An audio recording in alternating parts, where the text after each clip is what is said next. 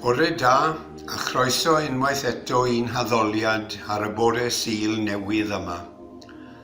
A gawn ni ddechrau fel y bydden ni'n arfer ei wneud ar fore Sul cyn y sefyllfa presennol. Aba, feth a ddolwn.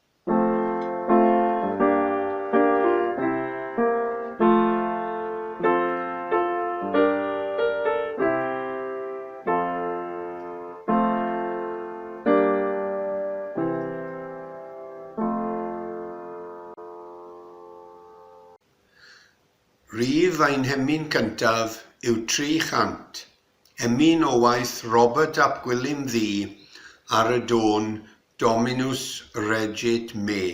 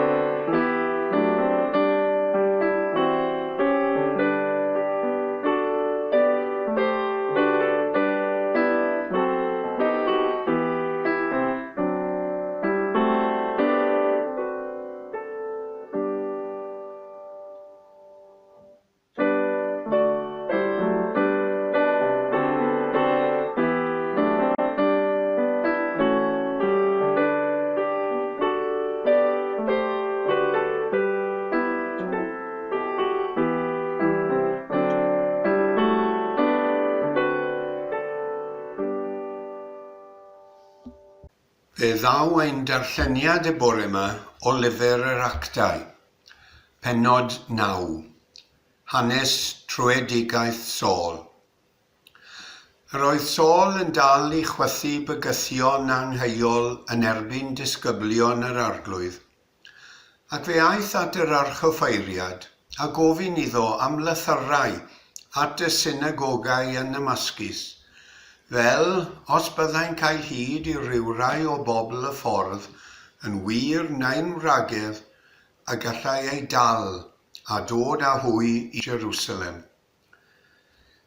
Pan oedd ar ei daith ac yn agosau at Damascus, yn sydyn fflachiodd o'i amgylch o leini o'r nef, syrthiodd ar lawr a clywodd lais yn dweud wrtho, Saul, Saul, pam yr wyt yn fy erli di?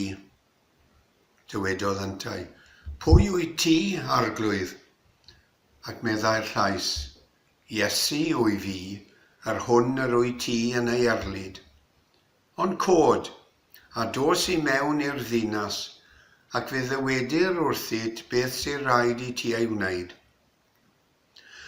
Yr oedd y dynion oedd yn cyd-deithio ag ef yn sefyll yn fyd, yn clywed y llais, ond heb weld neb. Cododd Saul oddi ar lawr, ond bod ei lygaid yn agored, ni allai weld dim. Arwain iasant ef gerfydd ei law i mewn i Damascus. Bu am dridiau heb weld, ac ni chymerodd na bwyd na diod. Yr oedd rhyw ddisgybl yn Damascus o'r enw Ananias, a dywedodd yr arglwydd wrtho mewn gweledigaeth. Ananias, dywedodd yntau, dyma fi arglwydd. Meddai'r arglwydd wrtho, cod, a dos i'r stryd a elwir y stryd union.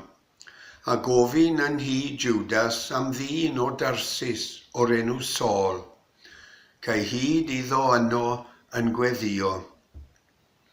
Atebodd Ananias, Arglwydd, yr wyf wedi clywed gan lawer am y dyn hwn, faint o ddrwg y mae wedi ei wneud i saint di yn Jerusalem. Ond dywedodd yr arglwydd wrtho, dos di, llestr dewis i mi yw hwn, i ddwyn fy enw ger bron y cenhedloedd a'i brenhinoedd, a cher bron plant Israel. Aeth Ananias ymaith ac i mewn i'r tŷ, a roddodd ei ddwylo arno a dweud, y brawd Saul, yr arglwydd sydd wedi fy anfon mwyn i ti gael dy olwg yn ôl, ath lenwi ar ysbryd glân. Ar unwaith, syrthiodd rhywbeth fel cen oddi ar ei lygaid, a chafodd ei olwg yn ôl. Cododd ac fe'i bedyddiwyd, a dechreuodd bregethu Iesu yn y synagogau, a chyhoeddi mai mab Duw oedd ef. Roedd pawb oedd yn ei glywed yn rhyfeddu. Ond nid dyma'r dyn, meddent, a wnaeth ddifrod yn Jerusalem ar y rai sy'n galw ar yr enw hwn, ac onid i hyn yr oedd wedi dod yma, sef i fynd â hwy yn rwym at y prif offeiriaid. Ond yr oedd Saul yn ymrymuso fwy, ac yn drysur Iddewon oedd yn byw yn Damascus, wrth brofi mai Iesu oedd y Meseia. A gawn ni gynorthwyo ein gilydd nawr i weddio, gan wneud hynny o bell, o'n cartrefi neu o ble bynnag yr ydym yn cyfranogi yn yr addoliad, a bod yn ffyddiog y bydd ein gweddiau yn cyrraedd hyd y nef. Ein tad, yn llonyddwch y munudau hyn, gwna ni'n ymwybodol o thagosrwydd, i ni deimlo'n unig, yn teimlo ein bod wedi'n hamddifadu o gymdeithas yr Eglwys, i ni weld gwynebau cyfarwydd ar y sgrin bach o'n blaen y nawr, gwna ni'n ymwybodol o thagosrwydd. Arwain ni i gymundeb a thi, helpa ni i glywed y lais yng nghanol y dechnoleg fodern, a roi ni dy hedd. Gwna ni'n un ath ysbryd di. Gwna ni'n un mewn gweddi a chymdeithas ath eglwys yng Nghymru ac ath bobl ar draws y byd. Fel y mae'r dechnoleg fodern yn gallu uno pobl ym mhob rhan o'r byd, gweddiwn am eithgariad di ein clymu ni'n yno ti, a roi ni dy hedd. Yn ôl ein harfer, a hynny heb leihau ein diffiantrwydd o gwbl, gweddiwn dros bawb a garau ran yn ein gweddiau. Yr hen a'r methedig, y claf a'r clwyfus, yr unig a'r trist, pawb sydd mewn gofid a galar. Gwrando ar ein gweddiau, cryfha ein ffydd, bywha ein gobaith, a chyfeiria ni i ddilyn esiampl dy ddisgyblion ym mhob oes a phob gwlad. Gofynnwn hyn oll yn enw ac yn haeddiant ein harglwydd Iesu, a ddysgodd i deulu'r ffydd weddio gyda'i gilydd. Ein tad, yr hwnnwyt yn y nefoedd, sancteiddiau'r dy enw, deled y deyrnas, gwneler dy ewyllus, megis yn y nef, felly ar y ddeiar hefyd. Daro i ni heddiw ein bara beunyddiol, a madda i ni ein dyledion, fel y maddeiwn ninnau un dyledwyr. Ac nac arwain ni brofedigaeth, eithir gwared ni rhag drwg, gan I seiddo tŷ y deyrnas, a'r nerth, a'r gogoniant, yn oes oesoedd. Amen. Yr ail emyn heddiw yw 807, cyfieithiad William Morris, o'r emyn sy'n disgrifio teulu'r ffydd ar draws y byd, ar y dôn Bishop Thorpe. Nid oes yng Nghrist na dwyrain de gorllewin gogledd chwaith, cymdeithas gref o gariad sydd yn un drwy'r ddeiar faith.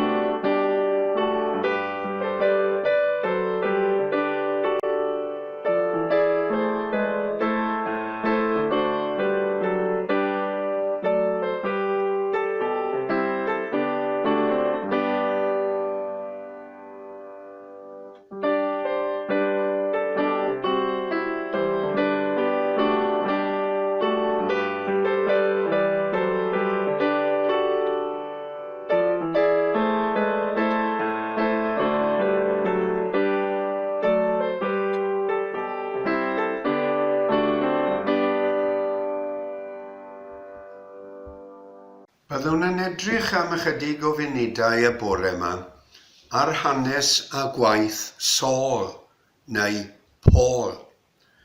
Ni newidiodd Saul ei enw ar ôl ei drwyedigaeth. Yr un enw yw'r ddau. Saul yw'r ffurf Hebraeg a Paul yw'r ffurf Rufeinig a'r ffurf Roegaidd. Yn y 3ydd ganrif oed Crist, roedd byddinoedd Rhufain yn dechrau colli, enghraifft yn erbyn y Persiaid a'r Ffiniau dwyreiniol yr ymerodraeth. Un ymateb yr ymerawdwr Valerian oedd erlyd Cristnogion ar draws yr ymerodraeth a'i cosbi'n greulon. Yr un cyfiawnhad dros wneud hyn fel o'r blaen oedd bod un dduwiaeth y Cristnogion yn digio'r duwiau, a'i bod felly'n gwrthod cefnogi byddinoedd y Rufeiniaid ac ati. Bu erlyd yn rhan o ledaeniad Cristnogaeth erioed. Yn y dyddiau cynharaf oll, gallai'r Cristnogion cynnar gael ei taflu I garchar neu ei curo, ac roedd Saul yn bresennol yn y Merthyru cyntaf yn Jerusalem, mae'r rôl dal cotiau oedd gan Saul. Mae llyfr yr Actau yn dweud wrthym, dododd y tystion ei dillad wrth draed dyn ifanc o'r enw Saul. Yr oedd Saul yn cydsynio a'r llofruddio. Bu hyn yn achos I lawer o Gristnogion symud o Jerusalem. Enghraifft, aeth Philip I ddinas yn Samaria a dechreuodd gyhoeddi'r Meseia iddynt.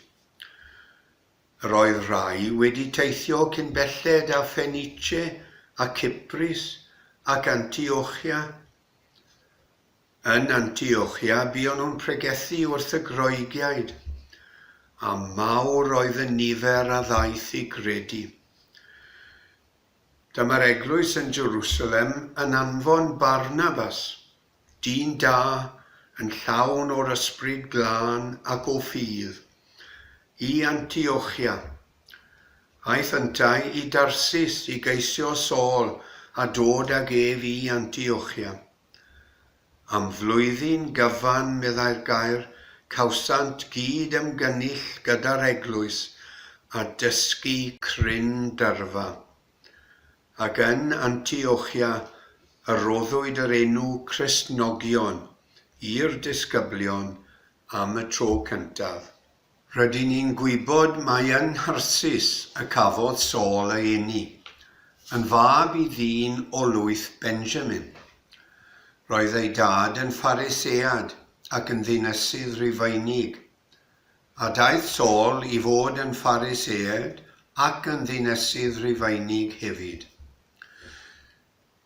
Pan oedd Saul yn 5 mlwydd oed, symudodd y teulu i Jerusalem. Roedd Iesu a Paul yn gyfoedion, ac un peth diddorol yw nad oedd yr un o'r ddau yn agos i Jwdea pan laddodd Herod blant o dan 2 flwydd oed, efallai nad oedd Saul yn yr union oedran beth bynnag.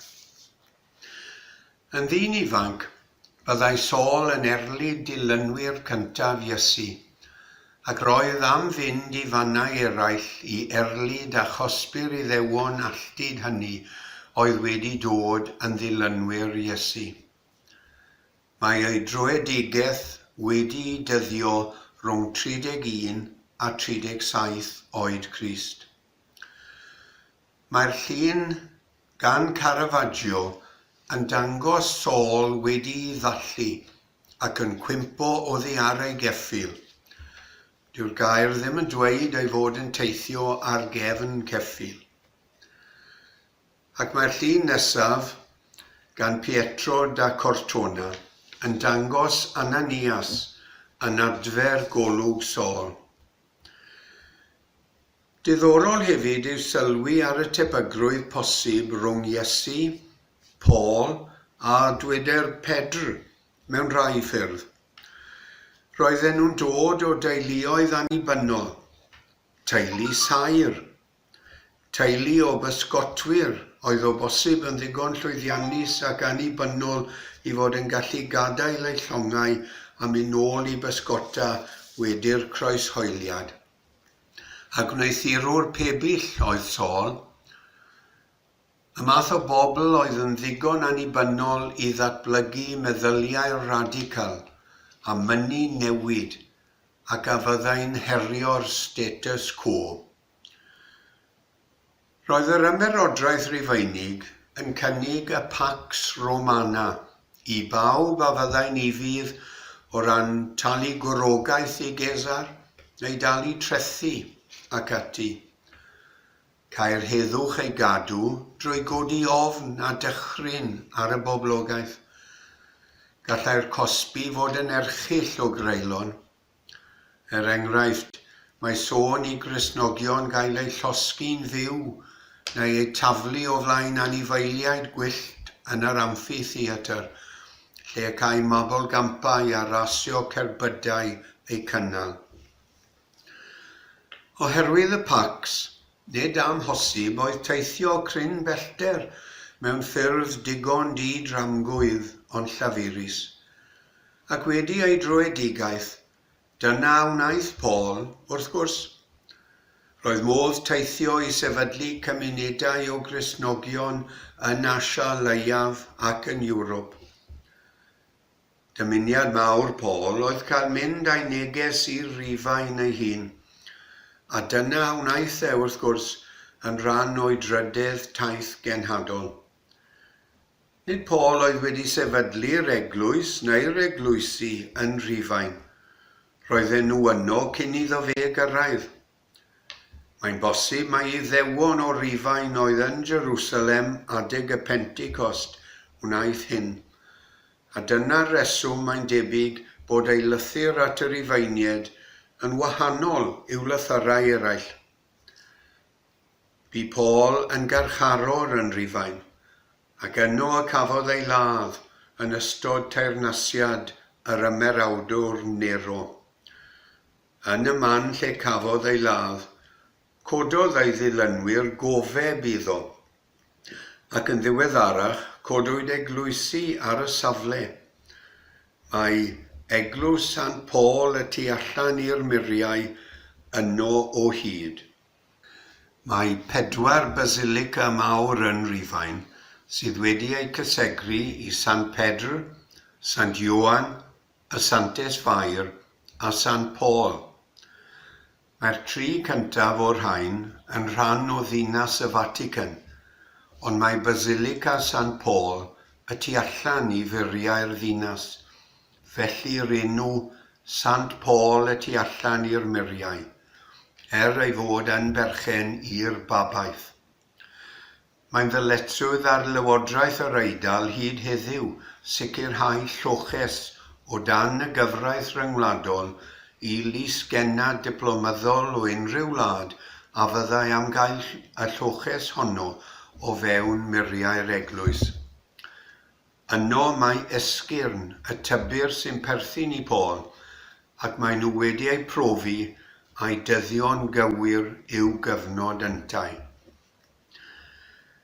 2 o nodweddion Paul yn fy marn i yw'r awydd i sicrhau undod a goddefgarwch, ac mae ei bwyslais mawr ar ffydd yn un o gongl feini'n cred ninnau.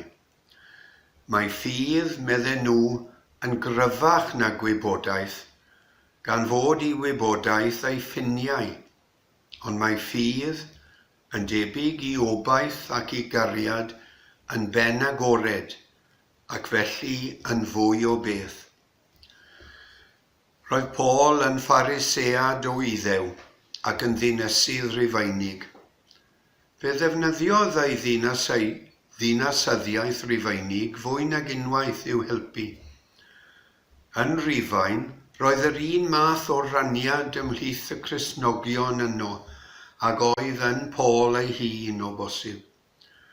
Roedd Cristnogion o Iddewon a Cristnogion o genedl ddynion ymhlith y cymunedau, ac roedd Paul am iddyn nhw oddef ei gilydd, am beidio â bod yn rhy feirniadol a bod lle i bawb. Mae'n canmol ffydd y Cristnogion yn Rhufain, boed y Cristnogion hynny'n Iddewon neu'n genedl ddynion.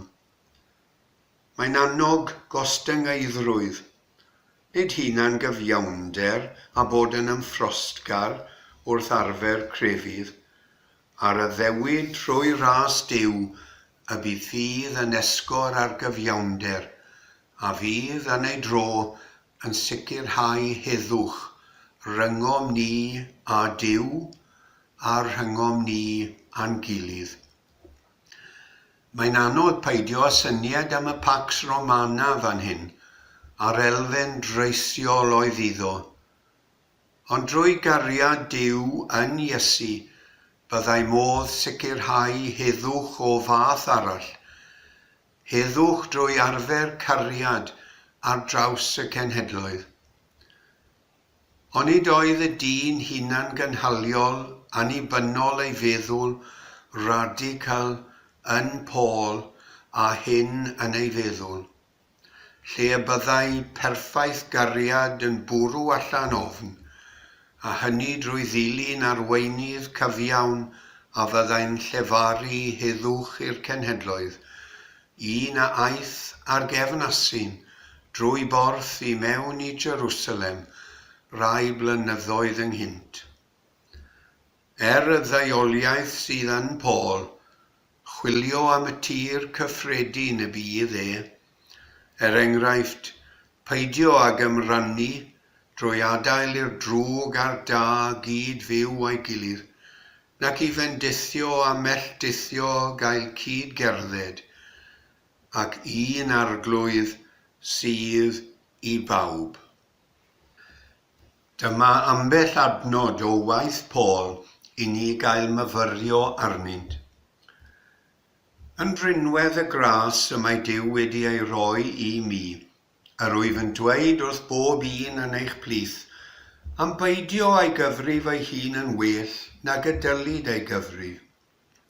ond bod yn gyfrifol yn ei gyfrif, ac yn gyson â'r mesur o ffydd y mae Duw wedi ei roi i bob un. Yn union fel y mae gen i aelodau lawer mewn un corff, ond nad oes gan yr holl aelodau yr un gwaith. Felly hefyd yr ydym ni sy'n llawer yn un corff yng Nghrist ac yn aelodau bob un i'w gilydd. Oherwydd ein bod wedi ein cyfiawnhau drwy ffydd, y mae gen i'n feddiant ar heddwch a Duw drwy ein harglwydd Iesu. Pwy a'n hana ni oddi wrth gariad Crist? Yr un arglwydd sydd i bawb, a chyfoeth ei ras i bawb sy'n galw arno. Bydded eich cariad yn ddiragrydd. Cysewch ddrygion ni, glynwch wrth ddaion ni. Bendithiwch y rai sy'n eich erlyd.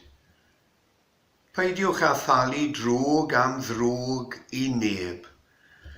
Daliwch mewn heddwch a phob dyn. Peidiwch â mynnu dial, gyfeillion annwyl.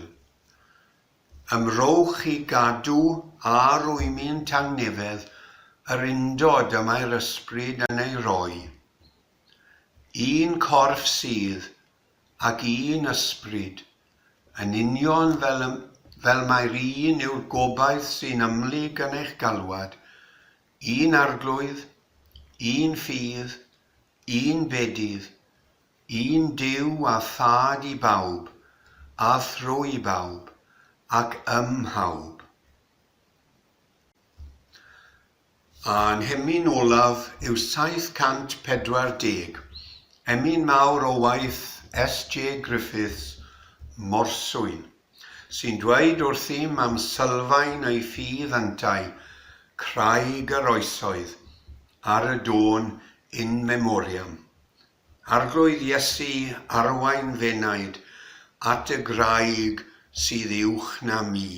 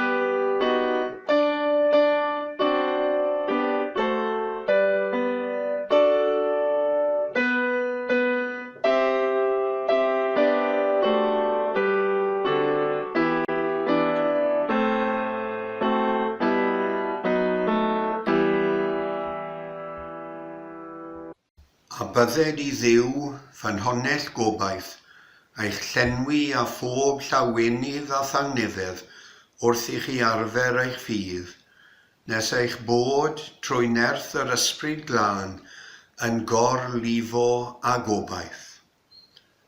Gadewch i ni gyd adrodd y fendith. Gras ein harglwydd Iesu Grist, a chariad Duw, a chyndeithas yr ysbryd glân, fyddо gyda chwi oll. Amen.